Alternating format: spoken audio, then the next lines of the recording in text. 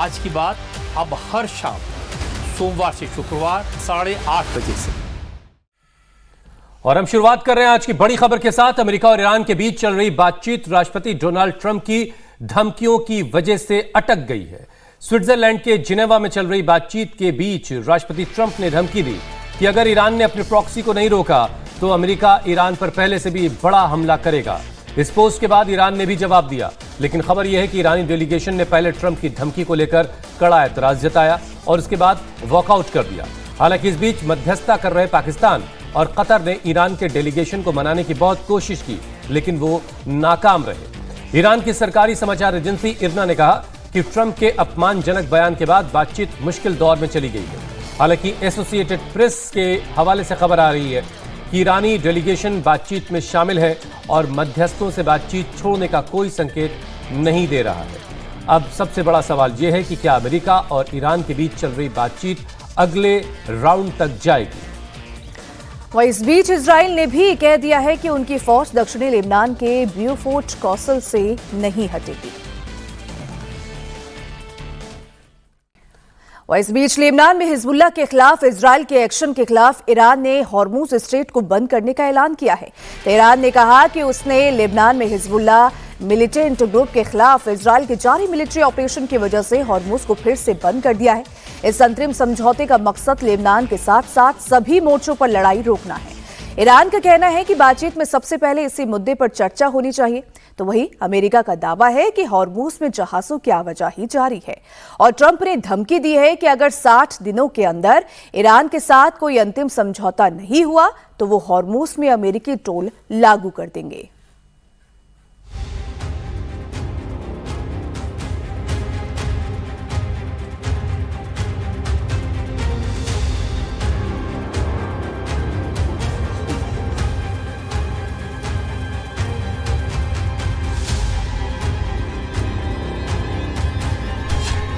Trump की धमकी से बिगड़ा शांति वार्ता का माहौल।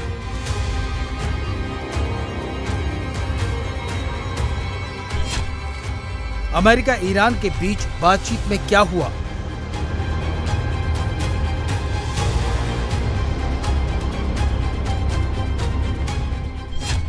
बातचीत होगी कामयाब या फिर जंग के आसार?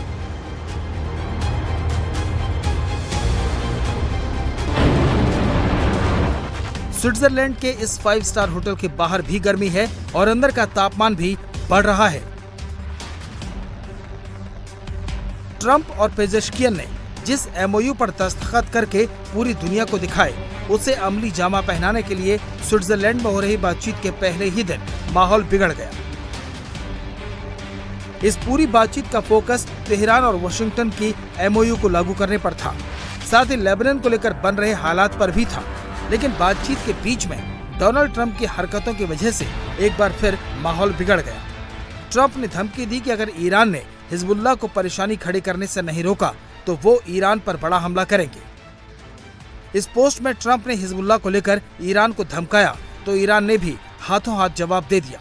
ट्रंप ने लिखा, अगर ईरान ने हिजबुल्लाह को नहीं रोका तो अमेरिका उस पर पिछले हफ्ते से भी ज्यादा बड़ा हमला करेगा। ईरान की तरफ से फौरन इसका जवाब दिया गया। ईरान के नेशनल असेंबली के स्पीकर और वार्ताकार मोहम्मद बाघेर गलीबाफ ने लिखा कि अगर अमेरिकी धमकियां असरदार होती तो वाशिंगटन आज जिस स्थिति में है वहां नहीं पहुंचता। उन्होंने कहा कि अमेरिकी नेताओं को अपने बयानों में सावधानी बरतनी चाहिए। वो चाहे कुछ भी कहें, कार्रवाई हम ही करेंगे। ईरान के डेलीगेशन ने अमेरिकी वार्ताकारों के सामने ट्रंप की इस भाषा को लेकर विरोध जताया। ईरानी डेलीगेशन इस कदर खफा था कि वो मीटिंग हॉल को छोड़कर बाहर निकल गया। हालांकि अमेरिका और ईरान के डेलीगेशन के बीच करीब 82 मिनट तक बातचीत भी हुई। इस बातचीत के बाद ईरानी मीडिया ने कहा कि हमने फ्रीज की गई संपत्ति को वापस करने पर चर्चा की। साथ ही ईरान के एनर्जी सेक्टर पर लगे प्रतिबंधों में ढील देने पर भी बात हुई। ईरानी प्रतिनिधिमंडल के एक सदस्य ने अपने देश की सरकारी मीडिया को बताया कि अमेरिका के साथ पहले दौर की बातचीत में ईरानी तेल पर लगे प्रतिबंधों में राहत देने को लेकर ड्राफ्ट को अंतिम रूप दे दिया गया है और जल्द ही प्रतिबंधों में छूट लागू की जाएगी।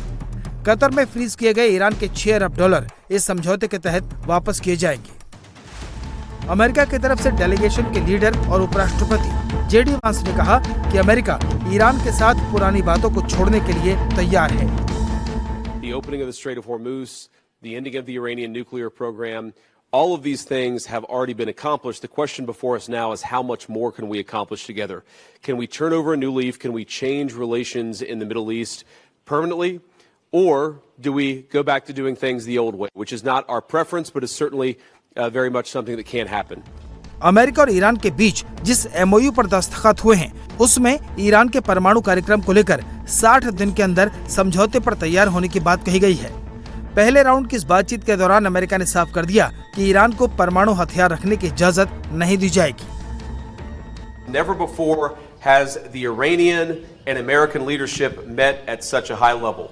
What the president has asked us to do is turn over a new leaf, to transform our relationship with the people of Iran and to extend an outstretched hand that says to the people of Iran that if your leadership is willing to give up being a driver of regional instability, if they are willing to give up nuclear weapons ambitions for the long term, then the United States is willing to fundamentally transform our relationship with that country. That is certainly our goal. We've already made great progress over just the last few hours, and I expect that we'll make additional progress in the hours to come. पहले round की गहमा गहमी बता रही है कि बातचीत आसान नहीं होने वाली, खास तौर पर परमाणु प्रोग्राम को लेकर, क्योंकि ईरान भी अड़ गया है कि उसके एटमी प्रोग्राम को कोई नहीं रोक सकता। زیر بار زور و ظلم و ذلت نمیریم. ما از اون حق غنی شدن هم نخواهیم گذاشت و اونا مجبورن بپذیرن. همه میدونید حرفایی که آقای اصطلاح رئیس جمهور آمریکا سخنرانی کرد چی بود. 180 درجه چرخیده بود. میگفت ایران باید بدون چونه چرا تسلیم بشه.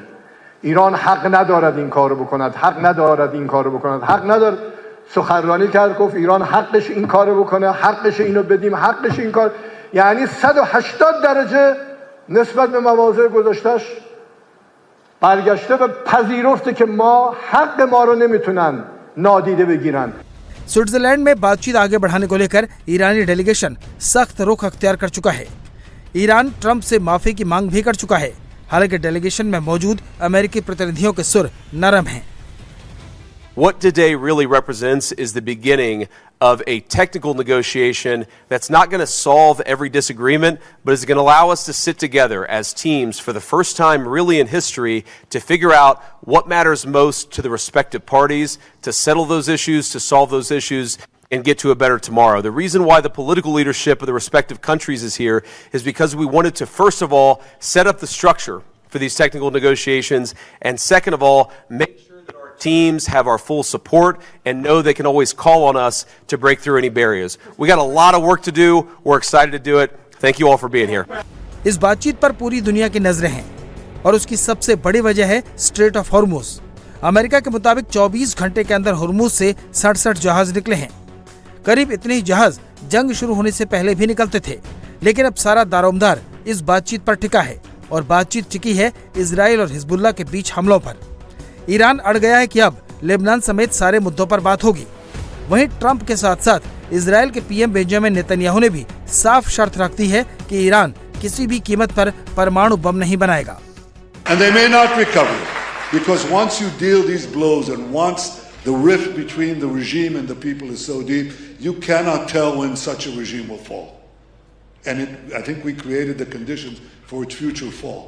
That is what will be the real triumph, when the Iranian people take their own destiny in their hands and they knock out this brutal regime that is terrorizing them and terrorizing the rest of the world. No matter what happens in the talks, with an agreement, without an agreement, I pledge to you that Iran, as long as I'm Prime Minister, will never have a nuclear weapon.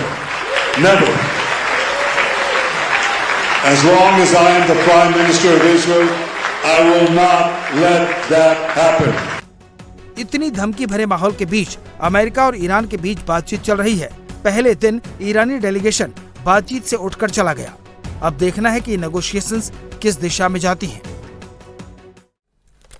Ayodhya के राम मंदिर में चढ़ावा चोरी की जांच कर रही SIT ने मुख्यमंत्री योगी आदित्यनाथ को अपनी 150 पन्नों की प्रारंभिक जांच रिपोर्ट सौंप दी है। 6 दिनों तक जांच और 150 से ज्यादा लोगों से पूछताछ के बाद ये रिपोर्ट तैयार हुई। प्रारंभिक रिपोर्ट में एसआईटी ने कुछ चौंकाने वाली बातें लिखी।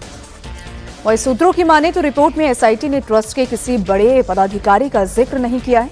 शुरुआती जांच रिपोर्ट में गिनती में लगे ट्रस्ट के कर्मचारी, एसबीआई के कर्मचारी और निजी कंपनी के लोगों का जिक्र है। इसके अलावा जांच से सामने आया है कि दान पात्र से जो रुपए निकाला गया उसे काउंटिंग सेंटर ले जाने, गिनती करने और रखने का सिस्टम ठीक नहीं है। मंदिर में सोने चांदी के जो जेवर चढ़ाए जाते हैं उनका भी रखरखाव और गिनती ठीक नहीं है। रिपोर्ट में चढ़ावे की रकम को बैंक तक ले जाने के तरीके में खामी का जिक्र है। चढ़ावा चोरी केस में एसआईटी ने अब तक 150 लोगों से पूछताछ की। इनमें से 25 ऐसे लोग हैं जिनका रोल संदिग्ध है। एसआईटी की सिफारिश पर इन लोगों के खिलाफ कार्रवाई हो सकती है।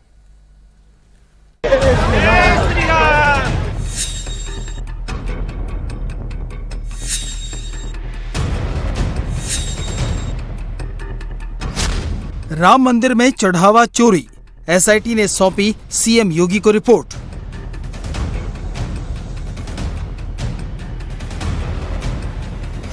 एसआईटी की शुरुआती आई रिपोर्ट, राम मंदिर में कितने चढ़ावा चोर।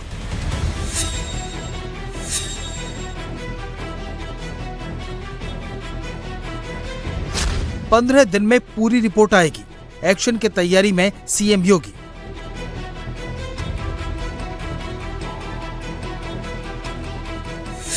राम मंदिर के चढ़ावा चोरी मामले में एसआईटी की शुरुआती रिपोर्ट आ गई है। रविवार की शाम एसआईटी टीम ने सीएम योगी से मुलाकात की। टीम ने सीएम योगी को 6 दिन में 60 घंटे तक हुई जांच की पूरी जानकारी दी। सूत्रों की माने तो एसआईटी ने ट्रस्ट के किसी बड़े पदाधिकारी का जिक्र नहीं किया है। शुरुआती जांच रिपोर्ट में गिनती में लगे ट्रस्ट के कर्मचारी, एसबीआई के कर्मचारी और निजी कंपनी के लोगों का जिक्र है। प्रारंभिक रिपोर्ट है जो पूरे चढ़ावे की जांच करने के लिए एसआईटी पहुंची थी। प्रारंभिक रिपोर्ट में कुछ लोगों को दोषी बताया गया है। हालांकि ये जो ट्रस्ट के सीनियर लोग हैं उनका नाम नहीं है, ऐसा सोर्स बता रहे हैं, लेकिन कई लोग हैं जो दोषी पाए गए हैं। ये भी कहा गया है कि उनके खिलाफ मुकदमा हो और जो जिस तरह से ट्रस्ट में जो चढ़ावा आ रहा है उसकी काउंटिंग हो रही है, जो वहाँ का पूरा सिस्टम है, जो सीसीटीवी 45 दिनों में डिलीट हो जाते हैं, उसकी फुटेज कोई रिकॉर्ड नहीं रहता, या जिस तरह से पैसा निकाला जा रहा है दान पात्रों से और कलेक्शन सेंटर में जिस तरह से उसकी गिनती हो रही है, जो लोग जाते हैं वहाँ उनकी तलाशी नहीं होती ठीक से, ना जाने के टाइम ना निकलने के टाइम, वहाँ सीसीटीवी की जो शिकायतें हैं वो सारी चीज़ें इस रिपोर्ट में लिखी गई हैं और सुझाव भी ये दिए गए हैं कि क्या क्या चीज़ें वहाँ सही की जा सकती हैं। अभी ये प्रारंभिक रिपोर्ट है, पूरी रिपोर्ट 15 दिन के बाद आएगी। सूत्रों की माने तो एसआईटी रिपोर्ट में चढ़ावे के रख रखाव को लेकर गंभीर सवाल उठाए गए हैं। एसआईटी के मुताबिक दान पात्र से जो रुपया निकाला गया उसे काउंटिंग सेंटर तक ले जाने, गिनती करने और रखने का सिस्टम ठीक नहीं है। मंदिर में सोने के जो जेवर चढ़ाए जाते हैं उनका भी रखरखाव और गिनती ठीक नहीं है। रिपोर्ट में चढ़ावे की रकम को बैंक तक ले जाने के तरीके में खामी का जिक्र है। लॉकर की 2 अलग अलग चाबियां होनी चाहिए, वो नहीं है।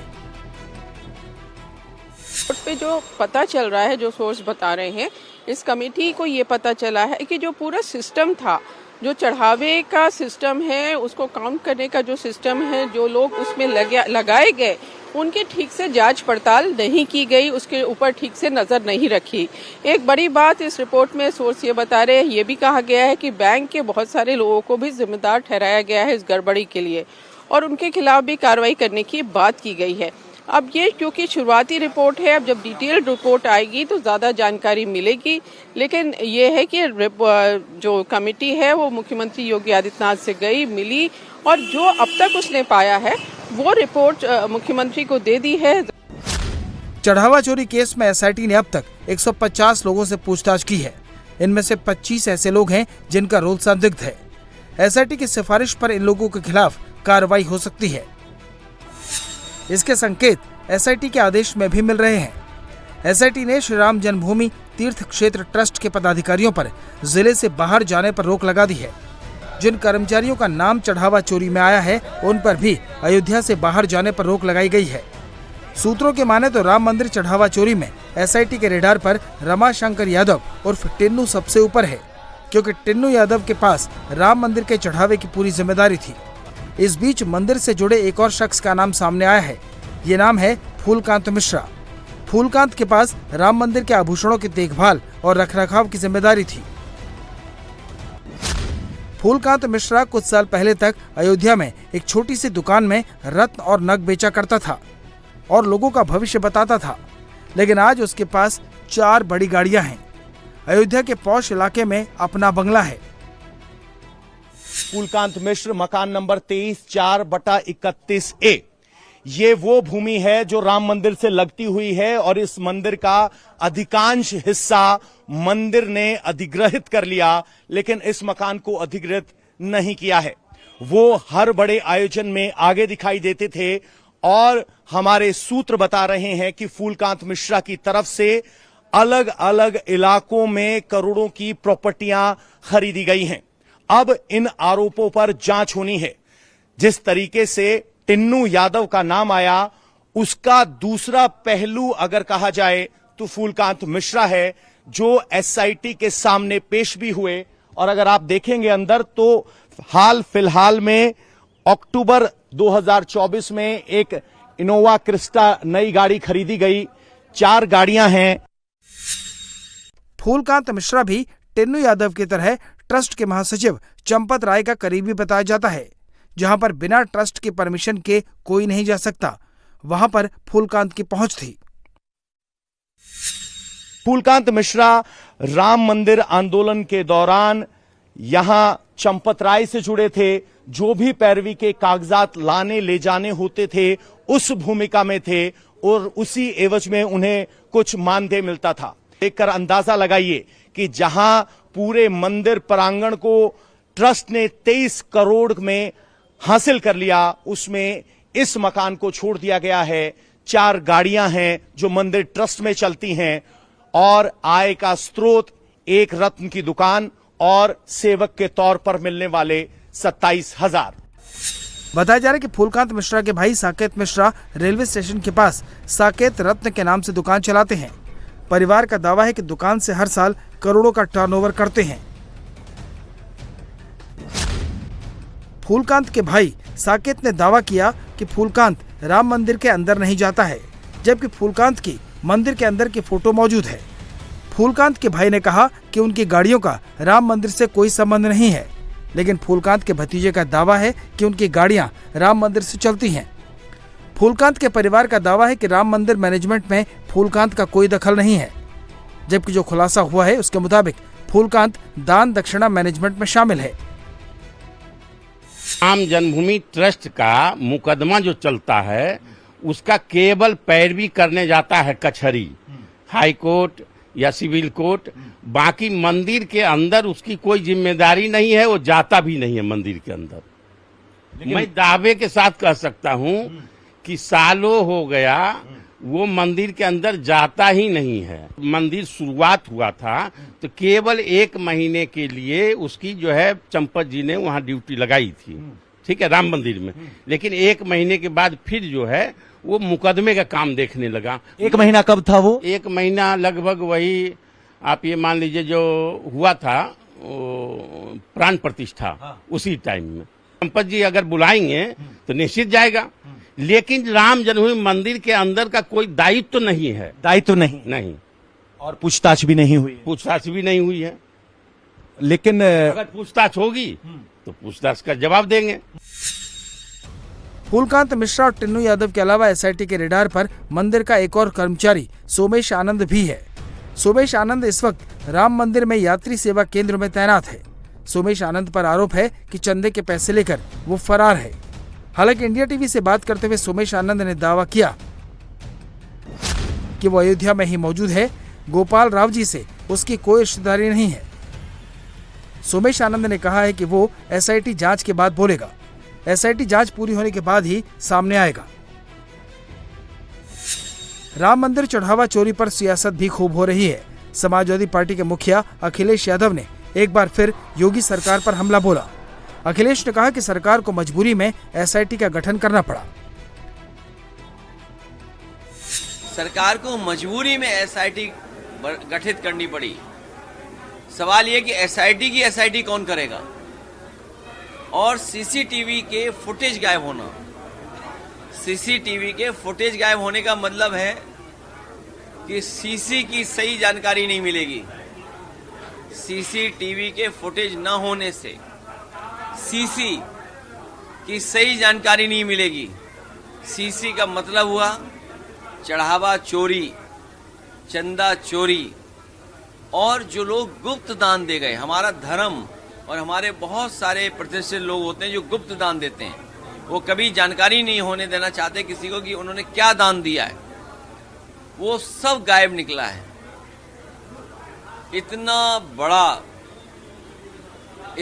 बड़ा जो घोटाला बोले हैं या उसको कोई और रूप देखें, कितना दुखद घटना है कि करोड़ों करोड़ों लोगों की आस्था को ठेस पहुंचा है। अखिलेश यादव भले ही राम मंदिर चढ़ावा चोरी में योगी सरकार को घसीटने की कोशिश कर रहे हों, लेकिन मुख्यमंत्री योगी आदित्यनाथ पहले ही साफ कर चुके हैं कि चढ़ावा चोरी का पूरा खुलासा होगा और दूध का दूध, पानी का पानी होगा। बड़ी खबर यूपी के आगरा से है, जहां ताजमहल के संवेदनशील क्षेत्र ताजगंज में सरेआम एक दुकानदार पर फायरिंग की वारदात हुई। कल देर रात पुरानी मंडी स्थित श्यामलाल मार्ग पर बाइक सवार अज्ञात हमलावरों ने परचून की दुकान पर पहुंचे और वहां पर बैठे दुकानदार पर ताबड़तोड़ फायरिंग कर दी। इस हमले में दुकानदार जख्मी हुआ है, जिसके बाद इलाके में दहशत और अफरा तफरी का माहौल हो गया। घायल दुकानदार ने हिम्मत दिखाते हुए हमलावरों का पीछा किया। जिस तरीके से आप तस्वीरों में भी देख सकते हैं, एक आरोपी को पकड़ने की कोशिश भी की, लेकिन इसी बीच बदमाशों ने दोबारा फायरिंग शुरू कर दी। इस बार गोली दुकानदार की जांघ में जा लगी, जिससे वो गंभीर रूप से घायल होकर सड़क पर गिर पड़ा। घटना की सूचना मिलते ही परिजन मौके पर पहुंचे और उसे अस्पताल में भर्ती कराया गया, जहां उसका इलाज जारी है। परिवार का कहना है कि कुछ समय से उनका संपत्ति का विवाद चल रहा है और इसे लेकर उन्हें लगातार धमकियां भी मिल रही थी, लेकिन शिकायत के बावजूद कोई ठोस कार्रवाई नहीं की गई। उन्होंने आशंका जताई है कि इसी विवाद के चलते जानलेवा हमला कराया गया है। पुलिस का कहना है कि मामले के सभी पहलुओं से जांच की जा रही है और जल्द ही आरोपियों को गिरफ्तार कर लिया जाएगा। तो ये तस्वीरें आगरा के ताजगंज की हैं, जहां एक दुकानदार को दिन दहाड़े अज्ञात हमलावरों ने जाकर गोली मार दी। कई राउंड फायर किए उस पर दुकान पर। इसके बावजूद, घायल होने के बावजूद, दुकानदार ने आरोपियों को पकड़ने की कोशिश की और फिर सड़क पर एक बार फिर से दोबारा हमलावरों ने उन पर फायर किया, जिसके बाद वो ज़्यादा गंभीर रूप से जख्मी होकर सड़क पर गिर पड़े और इस बीच हमलावर मौके से फरार हो गए।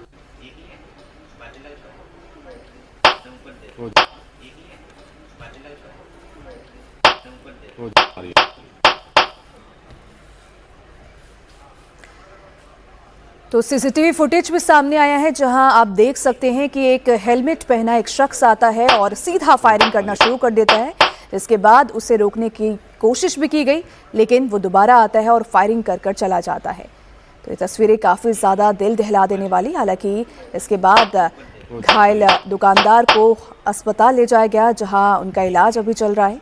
लेकिन तस्वीरों में आप देख सकते हैं कि हेलमेट पहने शख्स पहले दुकान में आता है और सीधा फायरिंग करना शुरू कर देता है और नीले रंग के जो शर्ट का वो शख्स है वो भागकर उसके पीछे जाता है, उसे पकड़ने की कोशिश करता है, लेकिन इतने में ही वो फरार हो जाता है और दोबारा वापस आकर फायरिंग कर भाग जाता है। फिलहाल दुकानदार को अस्पताल पहुंचाया गया, जहां उसका इलाज जारी है।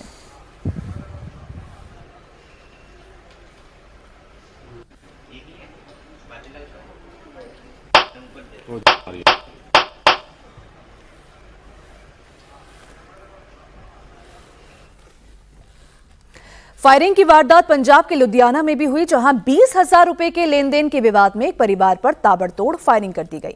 फायरिंग में परिवार के 4 लोग घायल हो गए। परिवार की एक महिला को तो 6 गोली लगी है और बताया जा रहा है कि एक युवक को फाइनेंसर के परिवार ने 20,000 रुपए उधार दिए थे और इसी के ब्याज को लेकर विवाद हो गया, जिसके बाद आरोपी ने परिवार पर गोली चला दी।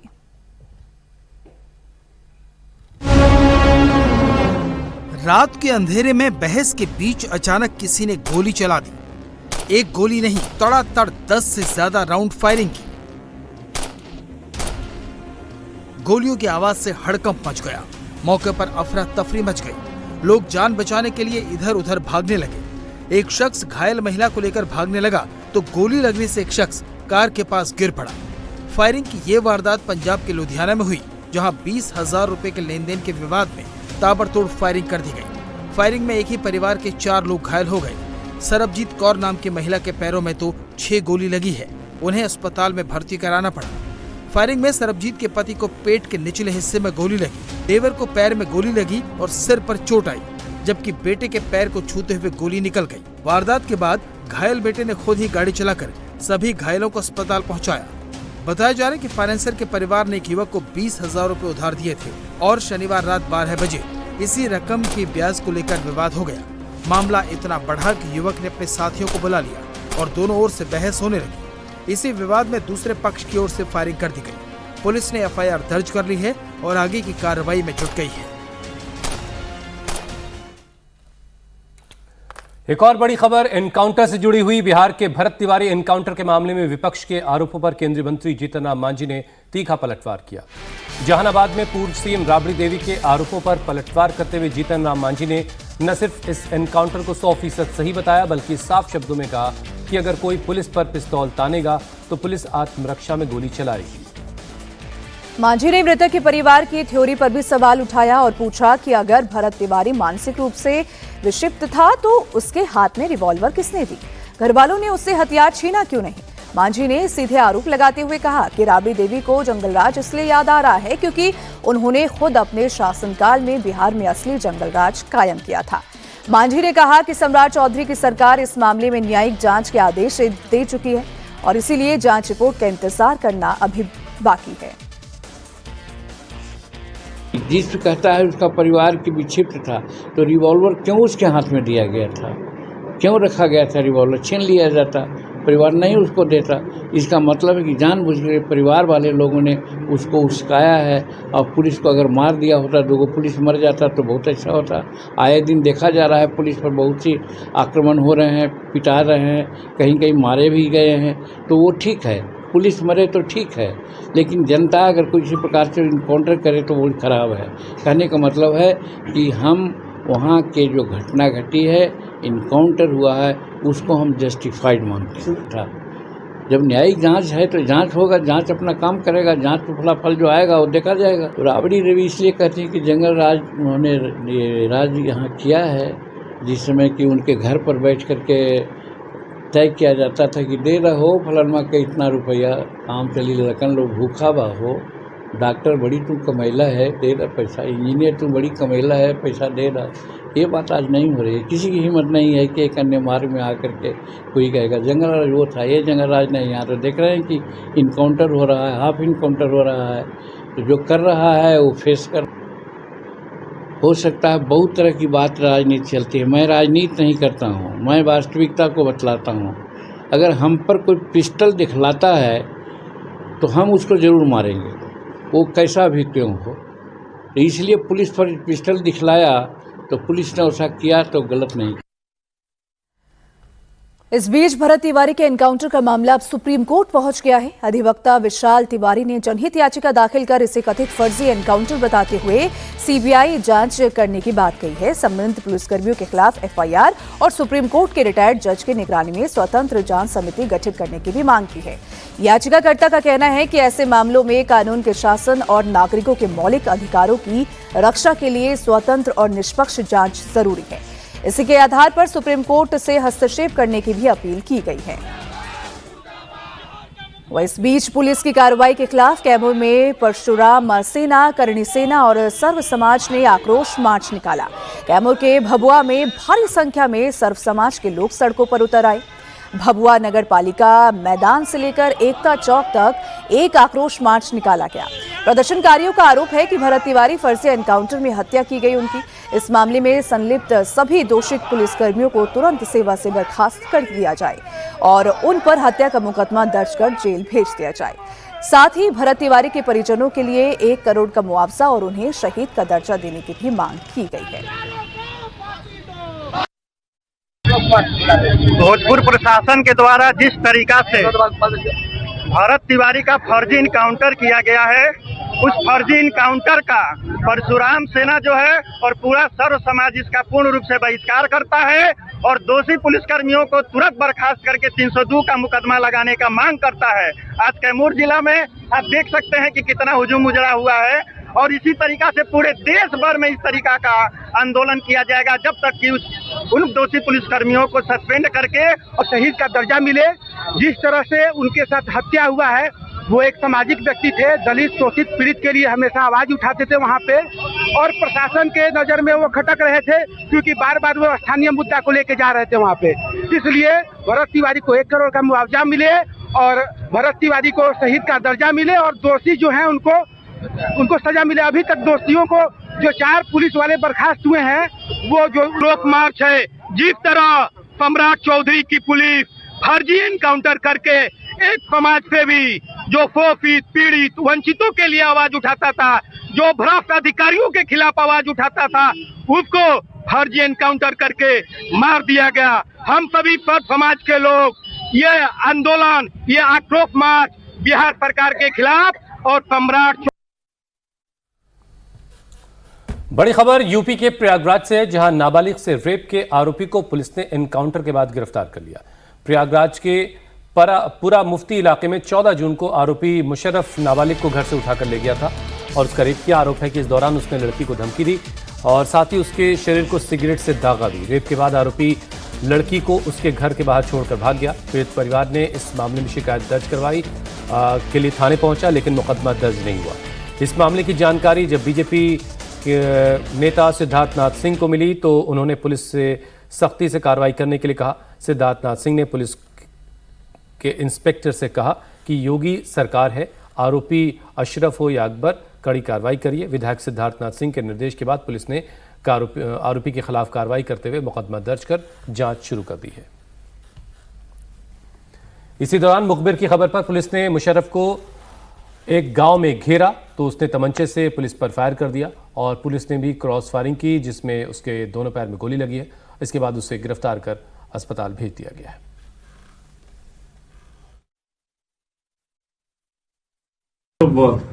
आप लोग ये याद रखना, ये योगी सरकार है, इन लोगों को बख्शा नहीं जाएगा। इनकी पुश्तें याद रखें कि इन लोगों ने जो हरकत करी है ना, उनके साथ क्या किया जाएगा।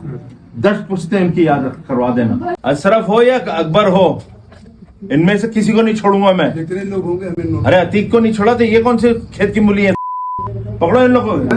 अब इनका जुलूस हम निकालेंगे, चिंता मत करो। ना जुलूस निकलवाया ना मैंने, वैसे डरना नहीं, ठोक ठोक के मारेंगे। भय आना चाहिए इनके अंदर, आएगा सर पूरा। ऐसा भय आएगा कानून को मतलब देखो, तुम्हारे हमारे घर की महिलाएं जो है ना रोड पे घूमेंगी 1 बजे रात को भी, और उनकी हिम्मत नहीं होनी चाहिए। उनको पकड़ ले किसी तरह, पकड़ ले, कहां से हो, कहीं भी हो, पकड़ ले। इस बीच यूपी सीएम योगी आदित्यनाथ ने माफियाओं को लेकर एक बार फिर से समाजवादी पार्टी पर बड़ा हमला बोला है। योगी ने कहा कि एसपी के राज में माफिया जमीनों पर कब्जा करते थे, लेकिन बीजेपी के डबल इंजन की सरकार में माफिया की कोई जगह नहीं है। सीएम योगी ने कहा कि अब माफिया या तो जेल के अंदर है या फिर मिट्टी में मिला दिए गए हैं। सीएम योगी ने कहा कि यूपी में बेटी की सुरक्षा में कहीं सेंध नहीं लगा सकता और कोई ऐसा करेगा तो उसका यमराज के घर जाना तय है। समाजवादी पार्टी की सरकार में हर जनपद में यहां एक माफिया खड़े कर दिए गए थे।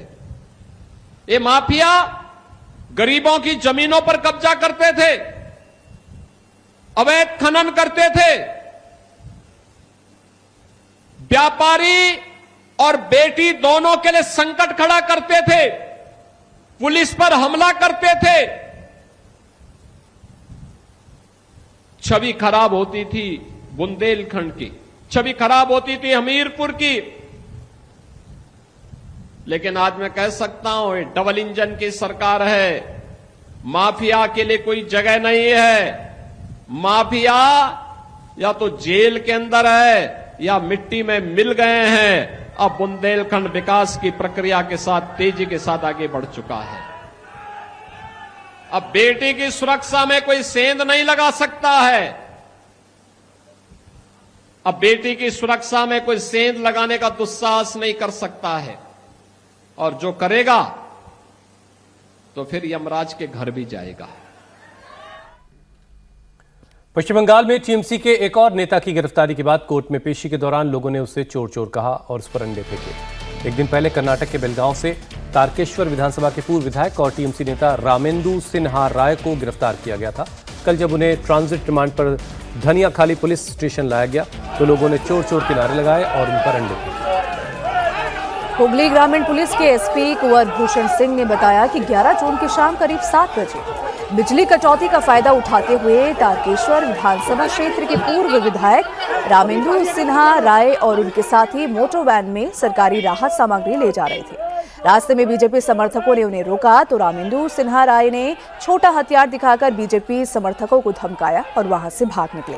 इस घटना को लेकर धनिया खाली पुलिस स्टेशन में रामेंद्र सिन्हा राय और अन्य के खिलाफ केस दर्ज किया गया था। इसी मामले में रामेंद्र सिन्हा को कर्नाटक के बेलगावी से गिरफ्तार किया गया और कल उन्हें धनिया खाली पुलिस स्टेशन लाया गया। आज उन्हें कोर्ट में पेश भी किया जाएगा। पश्चिम बंगाल में एक और टीएमसी के नेता की गिरफ्तारी हुई है। गिरफ्तारी के बाद उन्हें कोर्ट में पेश किया गया तो इस दौरान लोगों ने चोर चोर के नारे लगाए, टीएमसी नेता पर अंडे फेंके गए। ये तस्वीरें आप उसी दौरान की देख रहे हैं जब ट्रांजिट रिमांड पर लाया गया रामेंद्र राय को पुलिस जो है कोर्ट में पेश करने के लिए ले जा रही थी। उस दौरान बीजेपी समर्थकों ने चोर चोर के नारे लगाए और रामेंद्र पर अंडे फेंके गए। हुगली ग्रामीण पुलिस के एसपी कुंवर भूषण सिंह ने बताया कि 11 जून की शाम करीब 7 बजे बिजली कटौती का फायदा उठाते हुए तारकेश्वर विधानसभा क्षेत्र के पूर्व विधायक रामेंद्र सिन्हा रॉय और उनके साथी मोटर वैन में सरकारी राहत सामग्री ले जा रहे थे। रास्ते में बीजेपी समर्थकों ने उनको रोका तो रामेंद्र सिन्हा ने छोटा हथियार दिखाकर बीजेपी समर्थकों को धमकाया और वहां से भाग निकले। इस घटना को लेकर धनिया खाली पुलिस स्टेशन में रामेंद्र राय और अन्य के खिलाफ केस दर्ज हुआ था। इसी मामले में रामेंद्र की गिरफ्तारी कर्नाटक के बेलगावी से हुई।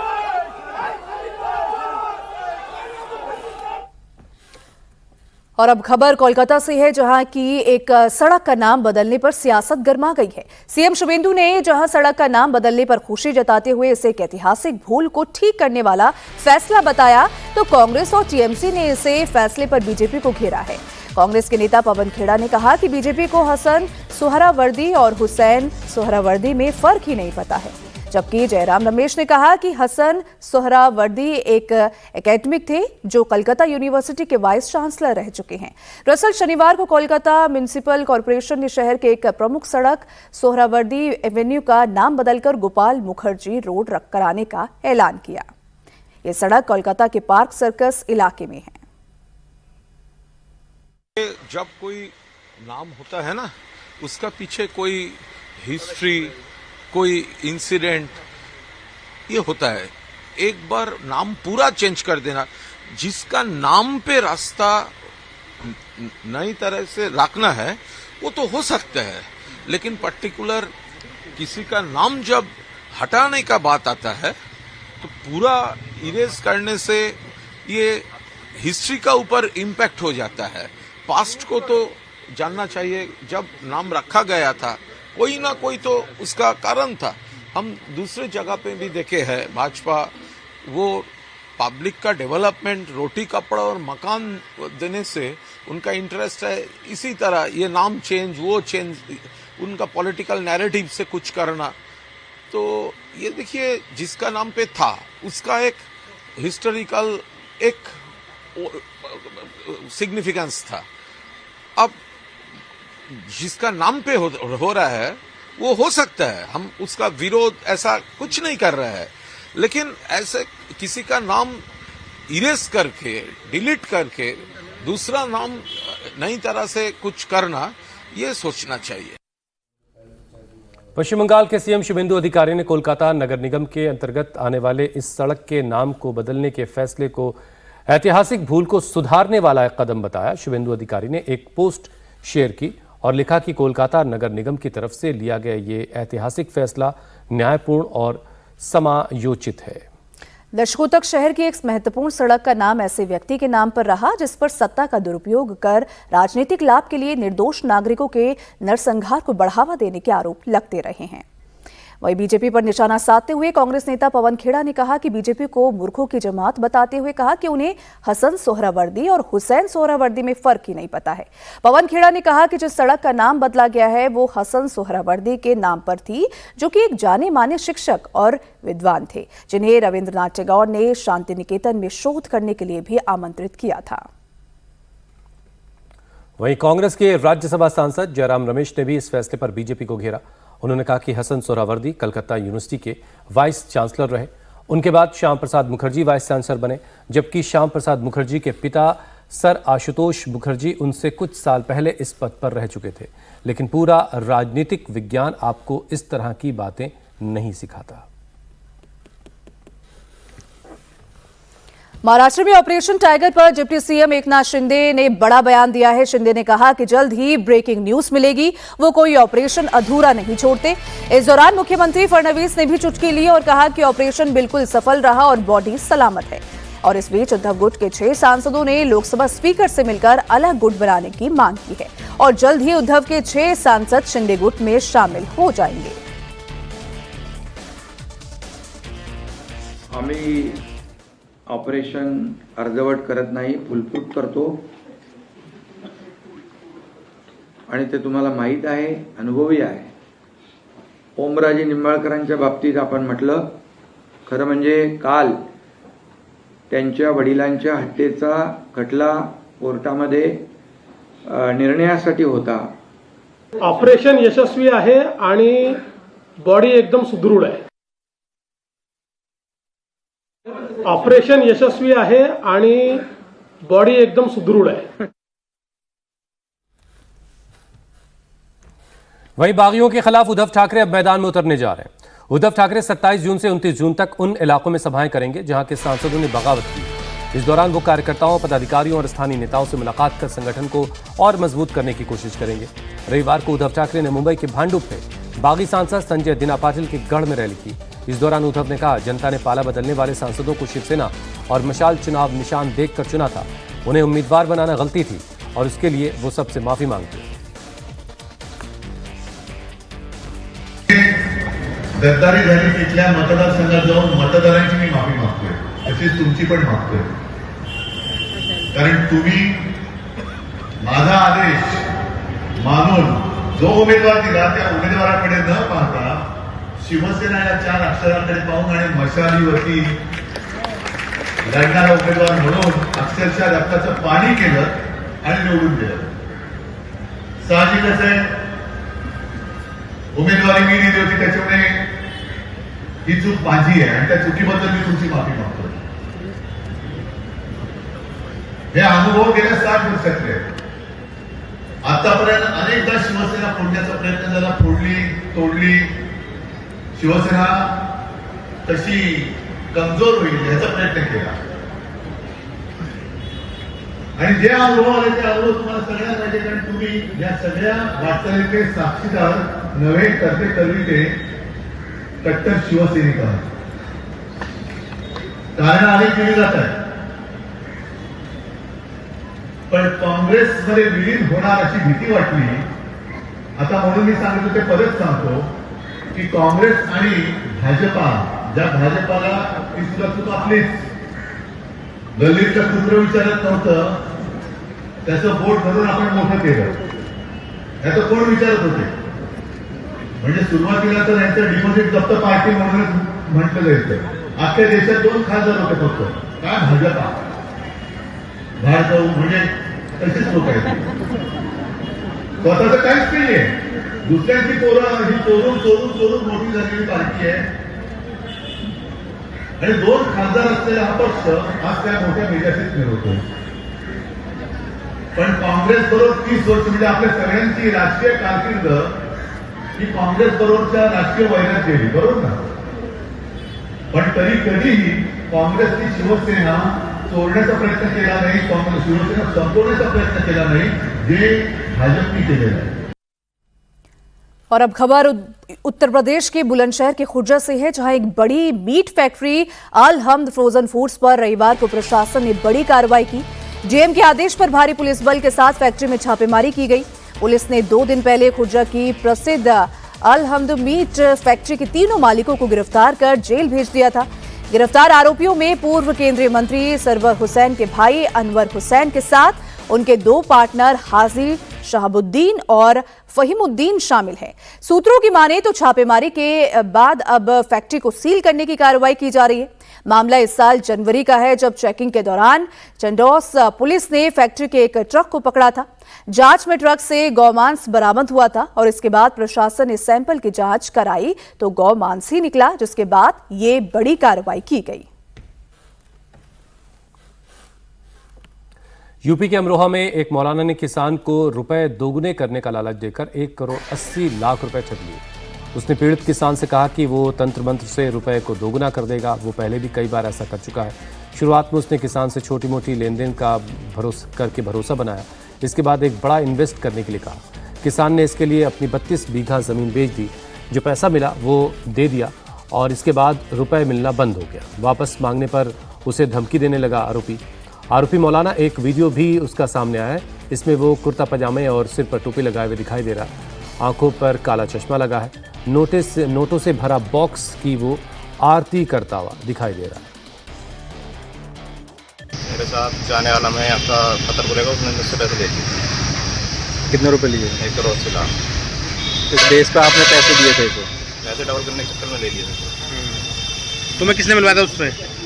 मुझे किसी ने बता दिया था, तो मैं दवाई लेने चला गया था। इसका मेडिकल है यहाँ पे, न्यू वर्मा मेडिकल स्टोर के पास में। मैं वहाँ चला गया था।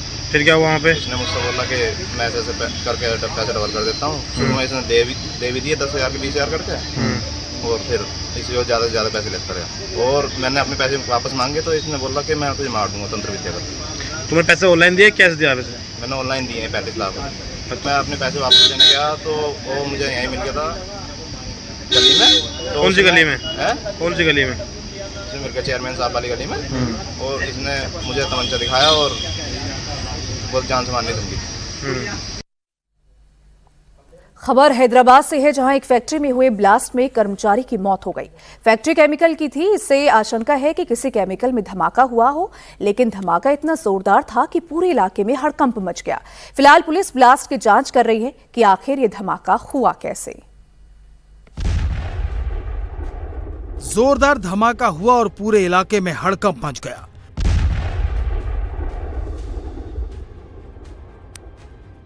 घड़ी में करीब 4:45 बज रहे थे, तभी इस मकान के सामने जोरदार ब्लास्ट हुआ। ब्लास्ट भी ऐसा कि घटनास्थल पर मौजूद शख्स के चीथड़े उड़ गए। धमाके में एक शख्स की मौत हो गई। उसके शरीर के हिस्से कई मीटर दूर तक बिखर गए। रविवार को यह घटना हैदराबाद के मीरपेट इलाके के बडांगपेट इलाके की एक केमिकल फैक्ट्री के बाहर हुई। इस धमाके में कोलकाता के रहने वाले 33 साल के अनूप की मौत हो गई। पुलिस को शक है कि घटना किसी केमिकल धमाके की वजह से हुई है। बम डिटेक्शन स्क्वाड ने घटनास्थल का मुआयना किया और जांच शुरू कर दी। चश्मदीदों के मुताबिक धमाका इतना जबरदस्त था कि पीड़ित के शरीर के हिस्से धमाके वाली जगह से कई मीटर दूर जा गिरे। और अब देखिए दिव्यांगजनों के लिए स्पेशल बुलेटिन। पश्चिम बंगाल में विधानसभा चुनाव जीतने के बाद शुभेंदु अधिकारी की सरकार आज अपना पहला बजट पेश करेगी। बजट पेश करने से पहले विधानसभा में कैबिनेट की बैठक होगी। इसके बाद वित्त मंत्री स्वपन दास गुप्ता बजट पेश करेंगे। शुभेंदु सरकार के पहले बजट पर पूरे राज्य की निगाहें टिकी हैं। ऐसे में देखना होगा कि सरकार इंडस्ट्री, रोजगार और आम लोगों के हितों से जुड़ी क्या घोषणाएं करती है। दरअसल विधानसभा का बजट सत्र 18 जून से शुरू हुआ, जो कि 25 जून तक चलेगा। कर्नाटक एमएलसी चुनाव में क्रॉस वोटिंग के बाद बीजेपी अब उन विधायकों की पहचान में जुटी है जिन्होंने पार्टी के साथ धोखा किया। कर्नाटक बीजेपी प्रदेश अध्यक्ष ने बताया कि सभी विधायकों को शहर के ऐतिहासिक मंदिर ले जाया जाएगा। वहां उन्हें भगवान के सामने शपथ लेने को कहा जाएगा कि उन्होंने बीजेपी को वोट दिया या फिर कांग्रेस के लिए क्रॉस वोटिंग की। इससे उन्हें बेनकाब किया जाएगा और सच्चाई सामने आ जाएगी। दरअसल एमएलसी चुनाव में बीजेपी और जेडीएस के विधायकों की क्रॉस वोटिंग से कांग्रेस का एक कैंडिडेट जीत गया था। तमिलनाडु के तिरुवल्लुवर में रविवार को हादसा हो गया। एक सी फूड एक्सपोर्ट फैक्ट्री में अमोनिया गैस का रिसाव होने से 7 महिलाओं की मौत हो गई। वहीं 60 से ज्यादा लोगों को गंभीर हालत में अस्पताल में भर्ती करवाया गया है। जैसे ही फैक्ट्री परिसर में अमोनिया गैस का रिसाव हुआ, कर्मचारी जान बचाकर भागे, लेकिन ज्यादातर कर्मचारी इसकी चपेट में आ गए। वहीं तमिलनाडु सरकार ने मृतकों के घर वालों को 2-2 लाख रुपए की सहायता राशि देने का ऐलान किया है। सरकार ने घटना की जांच के आदेश दे दिए हैं। उत्तराखंड के रुद्रप्रयाग के नगरासू में गुरुद्वारों में निहंग सिख श्रद्धालुओं के बवाल के बाद अब हालात सामान्य हैं। जिला प्रशासन ने रविवार को बताया कि अब स्थिति पूरी तरह कंट्रोल में है।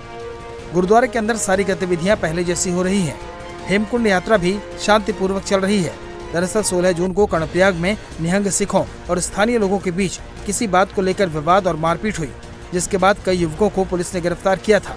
उसी घटना के विरोध में और गिरफ्तार किए गए लोगों की रिहाई की मांग को लेकर निहंग सिखों का एक ग्रुप 20 जून को नगरासू गुरुद्वारे पहुंचा। उन्होंने गुरुद्वारे की छत पर कब्जा कर लिया और एक सेवादार को बंधक बना लिया। इंडिया ए ने रविवार को फाइनल में श्रीलंका ए को 66 रन से हराकर ट्राई सीरीज अपने नाम कर ली। इंडिया ए ने टॉस हारकर पहले बल्लेबाजी करते हुए 50 ओवर में 9 विकेट पर 377 रन बनाए। वहीं श्रीलंका ए 47.1 ओवर में 311 रन पर सिमट गई। जीत के